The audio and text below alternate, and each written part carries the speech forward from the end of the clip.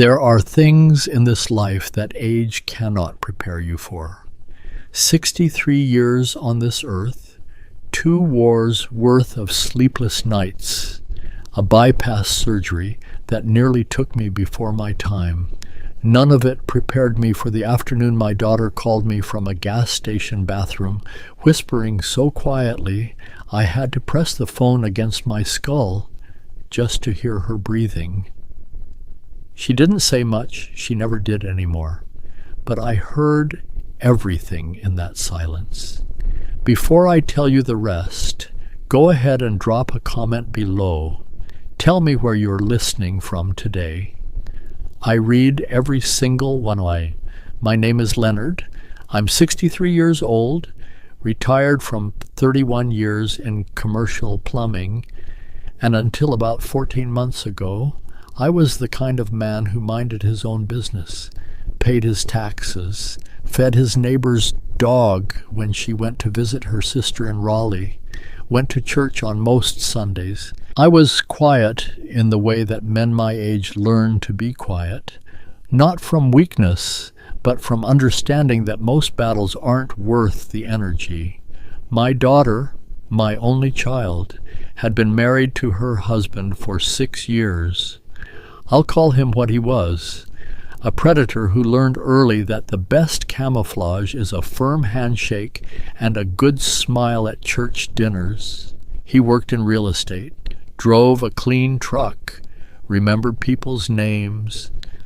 Her mother-in-law, the woman who raised him, lived 40 minutes away in a house my daughter helped pay for through 6 years of birthdays and holidays and loans that were never mentioned again after the money changed hands. His sister was cut from the same cloth, entitled in that particular way that comes from never once being told no by anyone who mattered. My daughter's name is Rose. She was 31 years old and she looked 50. I noticed it slowly, the way you notice a tree losing its leaves, one at a time, until one morning you look up and realize the branches are completely bare. The laugh that used to fill up a room, the way she used to argue with me about football, loud and opinionated and absolutely wrong about everything, gone. Replaced by a woman who spoke in careful sentences, who always sat facing the door, who flinched at sounds she should never have learned to fear. Her son, my grandson Marcus, was 4 years old. He was the kind of child who asked questions about everything. Why is the sky blue? Why do dogs sneeze? Why does thunder come after lightning? Curious the way children are supposed to be curious. But lately when I called, he'd gotten quiet on the phone, cautious. Children learn the emotional weather of a house before adults even think to check the forecast. The afternoon Rose called me from that gas station bathroom. I was sitting in my recliner watching a game I no longer remember the score of. She said she'd stopped to get gas on the way home from work and just needed a minute. Just a minute, Daddy. I won't be long. I asked her what was wrong. She said nothing. Everything is fine.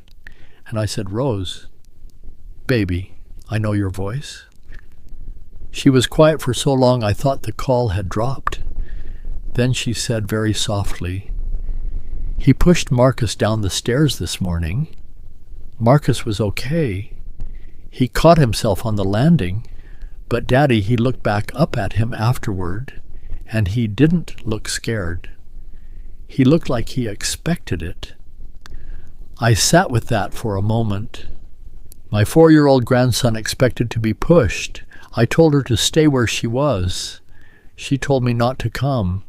She told me it would only make things worse. She told me she had it handled. She had a plan. She was working on it. She said all the things that women in her situation say because they've been convinced over years and years of careful erosion that they are alone in this, and that anyone who tries to help will only make the target on their back larger. I told her I loved her. I told her to drive home safe. I told her I wouldn't do anything rash. I had my shoes on before she hung up. I want to be honest with you about something. I didn't drive to her house that night with some brilliant plan already formed. I drove there the way any father drives toward his child in danger, fast, and without thinking about what comes next. I had no scheme. I had no strategy. I just had 63 years of patience that had finally, completely run out. When I pulled up to the house, I sat in my truck for a long time. It was a nice house. That was the cruelest part. Brick front, clean gutters, a welcome mat that said, "Home" in block letters. The kind of house that announces to the neighborhood that everything inside it is fine. The curtains in the front room were drawn. A light was on in the kitchen. Her husband's truck was in the driveway. I called Rose. She answered on the first ring, which told me she'd been waiting. "I'm outside," I said. "Daddy, no." Rose opened the door. Another long silence, then the porch light came on.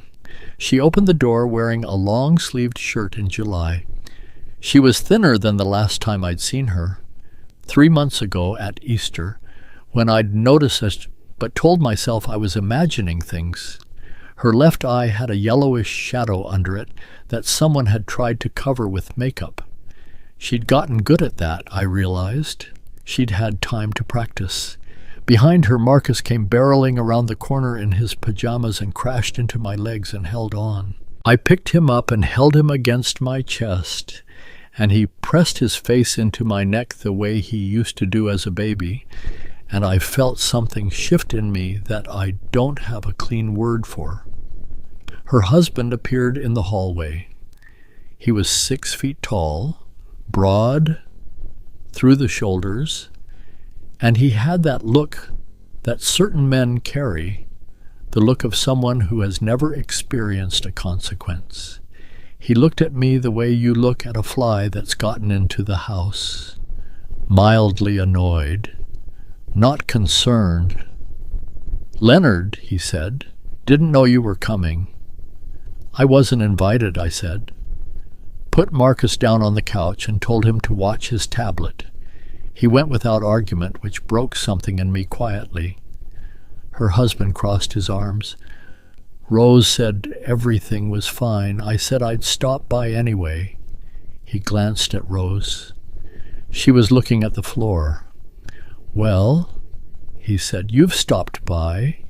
It's late. We've got an early morning." I looked around the living room. A lamp in the corner had a crack running up the base. A section of drywall near the kitchen doorway had been patched recently, painted over in a slightly different shade of white.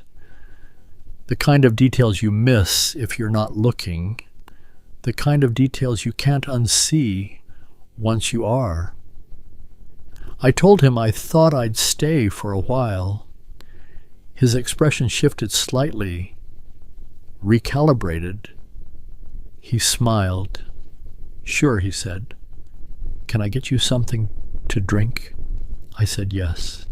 I sat down, and I started paying attention to everything. I won't walk you through the entire evening minute by minute, but I'll tell you this. I learned more about a man in 3 hours of watching him in his own home than I could have learned in 3 years of Sunday dinners. I watched how he spoke to Rose. Not what he said. What he said was perfectly reasonable. It was the delivery, the small pause before answering her, the way he repeated her words back to her in a slightly different tone, like a correction. The way Marcus went very still whenever he raised his voice even slightly, even just to laugh at something on television. Children's bodies remember what their minds haven't yet named. Around 10 o'clock, his mother called. I could hear her voice through the phone from across the room, sharp and carrying, the voice of a woman who had spent decades being listened to. She wanted to know if Rose had called the insurance company yet about the claim she'd mentioned. The way my daughter's face changed when she heard that name through the phone, the way her whole body got smaller, told me everything I needed to know about where the instruction manual for this marriage had been written. I left around 11. I hugged Rose for a long time in the doorway. I told her I'd be back tomorrow to help with the gutters. She started to say she didn't need help with the gutters.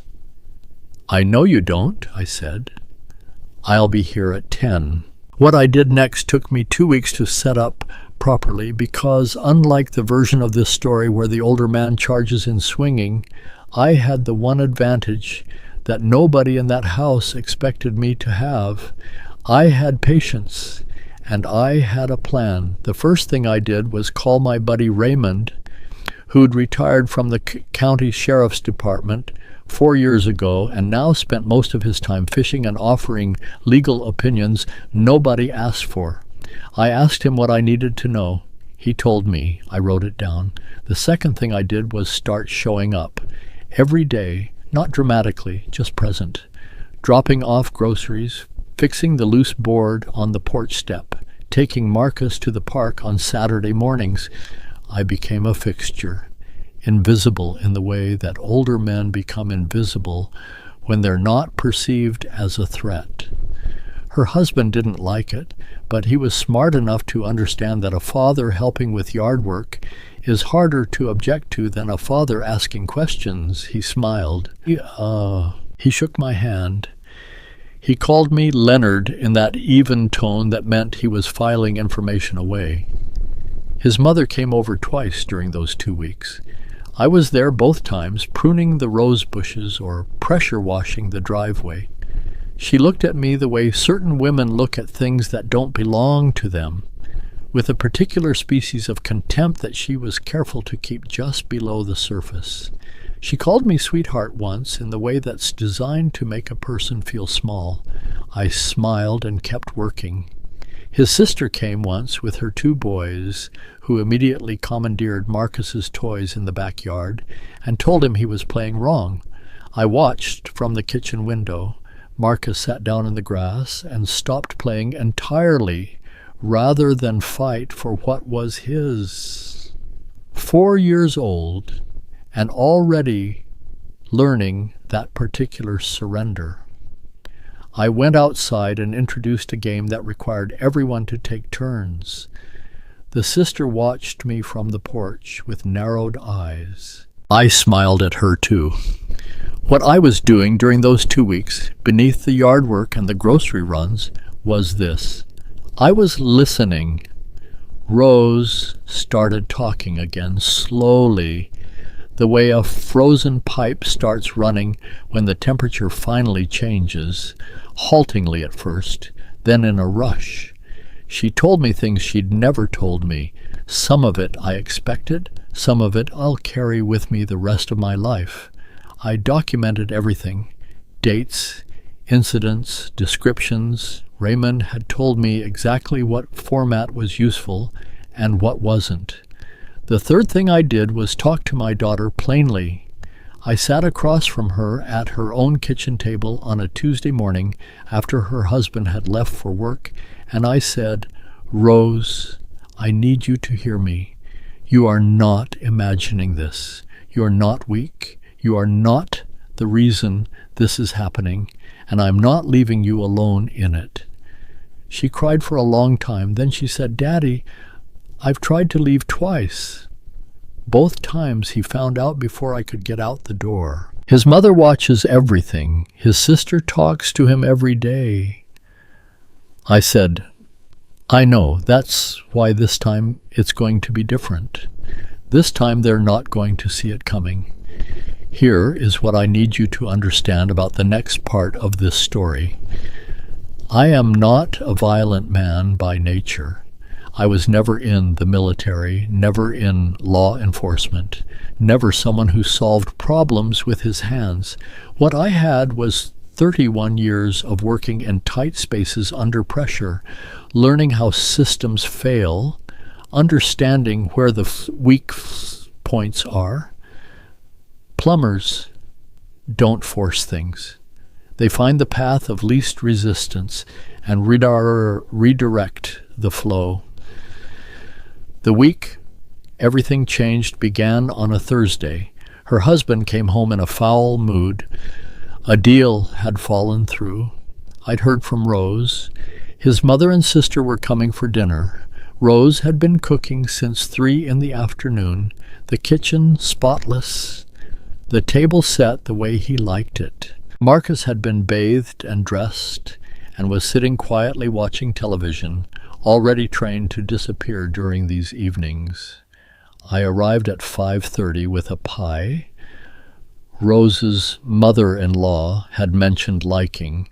The look on her face when she opened the door and saw me standing there, that very specific expression of a woman recalculating, I'll remember that. "Leonard," she said, "we weren't expecting you." "Rose invited me," I said, which was true. I held up the pie.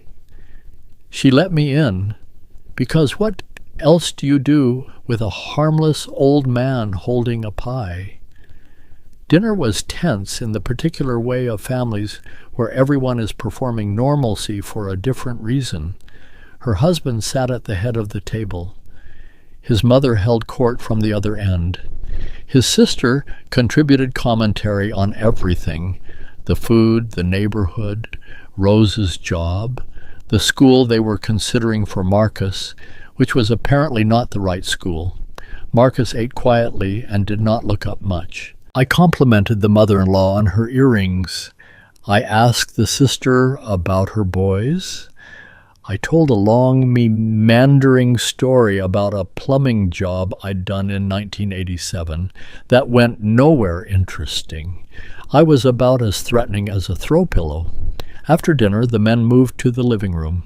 Her husband poured drinks. His brother-in-law, who'd arrived late and barely acknowledged me, settled into the good chair. I took the end of the couch and sipped my drink slowly. What I was waiting for happened around 9 o'clock. His mother's voice from the kitchen to Rose. "You know, I've been meaning to say something about the way you talk to my son in front of his friends. It makes him look small. I need you to understand that what goes on in this marriage reflects on this family." Rose's voice, very quiet. "I understand." Her mother-in-law again. "I don't think you do. My son works hard. He provides. Whatever problems you have created in this home are problems you are going to fix quietly without involving outsiders." I stood up from the couch. Her husband looked over. I smiled at him. "Old bladder," I said. He looked back at the television. I walked into the kitchen. Rose was standing at the sink, her back to her mother-in-law, her shoulders in that position I'd come to recognize, braced for impact. The mother-in-law was seated at the kitchen table with her coffee, comfortable in her authority. She glanced up at me. "Leonard!"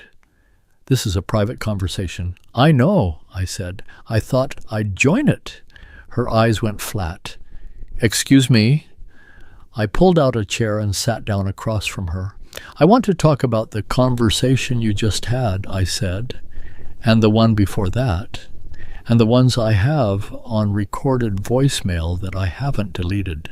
Her expression shifted. I watched her recalibrate the way her son had that first night. They'd learned it from somewhere. "I don't know what Rose has told you," she said carefully, "but Rose hasn't told me much," I said. "Rose is very good at protecting people who don't deserve protecting. I've been listening on my own." From the living room, I heard the television volume lower. Her husband was paying attention now. I kept my voice even. "I want to tell you what's going to happen," I said. "Rose and Marcus are leaving this house tonight. The paperwork was filed yesterday. Raymond had walked me through every step. She has somewhere safe to go. Her husband is going to receive documentation of 6 years of incidents in the next 48 hours. His employer is also going to receive some information that's relevant to his professional license, which Raymond had confirmed was absolutely within the bounds of public record. She stared at me. His sister appeared in the kitchen doorway.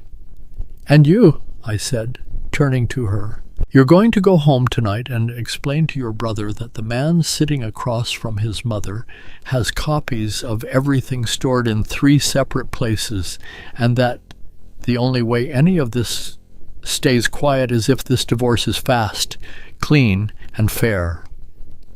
Her husband filled the doorway behind his sister. His face had gone very still. "Leonard," he said, "I think you need to leave." I stood up. "I'm happy to," I said. "Rose is coming with me. And Marcus," his voice dropped to something lower, something that usually worked, "you don't understand what you're doing." I looked at him for a long moment. "My daughter," I said quietly, "called me from a gas station bathroom because she was afraid to call from her own house. My grandson expects to be pushed downstairs. I understand exactly what I'm doing." He took a step toward me. "I want to be clear about what happened next because I'm not going to dress it up." He came at me with the particular confidence of a man who has never once been physically opposed. He telegraphed it the way his type always does. Too much weight forward, too much anger making him sloppy. I moved out of his way and let him find the kitchen counter instead of me, which he did hard enough to rattle every dish in the cabinet. He swore. He grabbed his ribs. His mother made a sound like a small animal. He turned around with something genuinely dangerous in his eyes. That's when Raymond walked in through the back door. I want to say I planned that moment down to the second. The truth is, Raymond had been sitting in his car in the alley for 45 minutes, and I texted him when I sat down at the kitchen table. Raymond is a large man. He was wearing his old department jacket. He wasn't there in any official capacity, and he told them that immediately. "Retired," he said clearly. "Just a friend, visiting." He looked at my daughter's husband and at the counter he'd just hit, and at the way his hand was cradling his ribs. He looked at me. I nodded. Raymond took out his phone and said, "I'm going to need everyone to stay calm.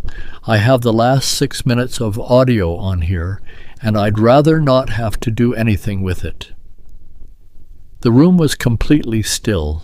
Rose had appeared in the kitchen doorway, holding Marcus against her hip. She'd packed a bag, I realized. She'd had it ready. She'd known this was coming tonight because I'd told her 4 days ago, and she had chosen to trust me, which was the bravest thing she'd done in 6 years.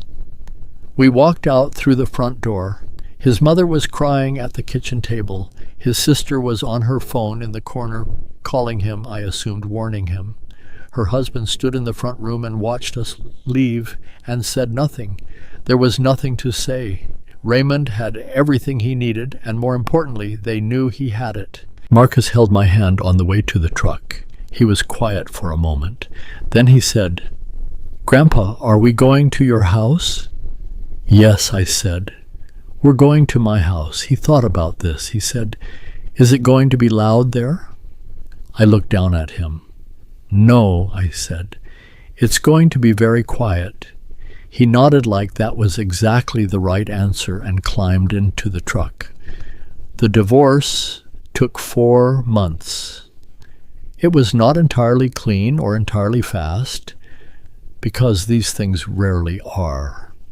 There were lawyers, and there were difficult days, and there were moments when Rose almost went back, not because she wanted to, but because 6 years of being convinced you cannot survive alone leaves marks that don't disappear overnight. I sat with her through those moments. I didn't lecture. I just stayed. His mother called me once.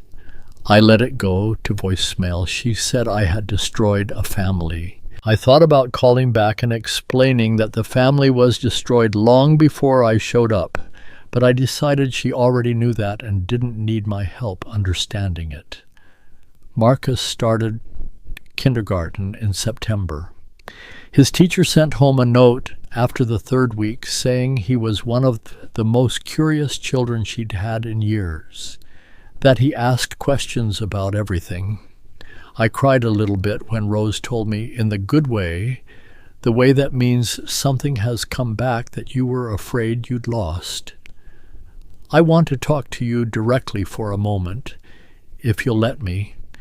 I'm not telling you this story because I want you to think I'm some kind of hero.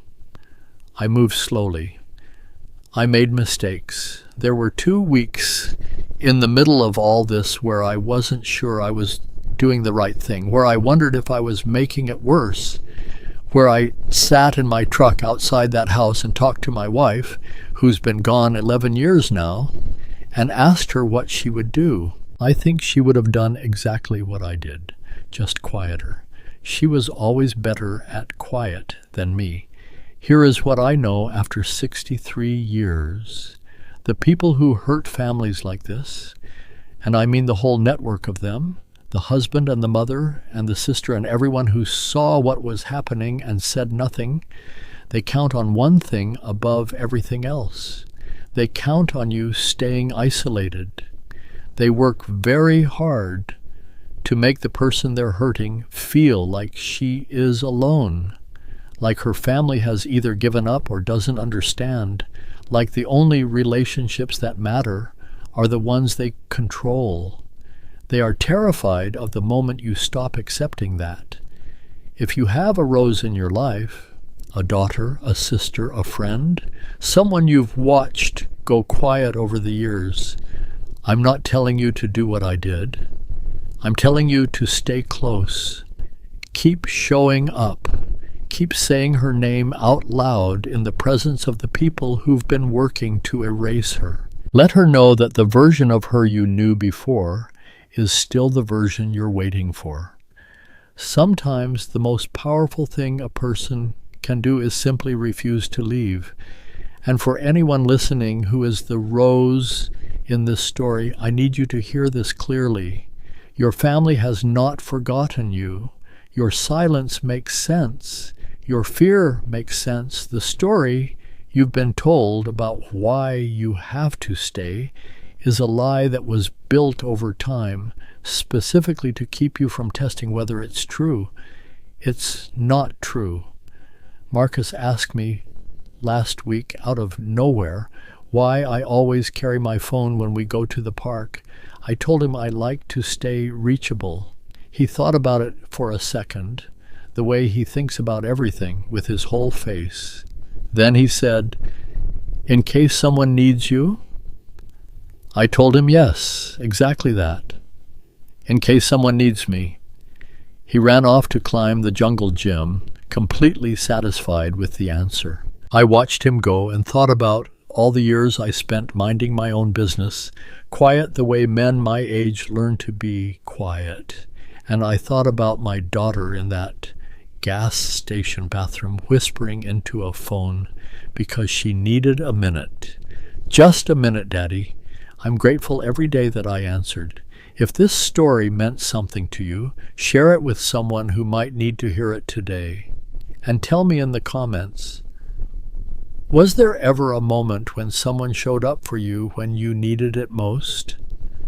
I read every word. I'm listening.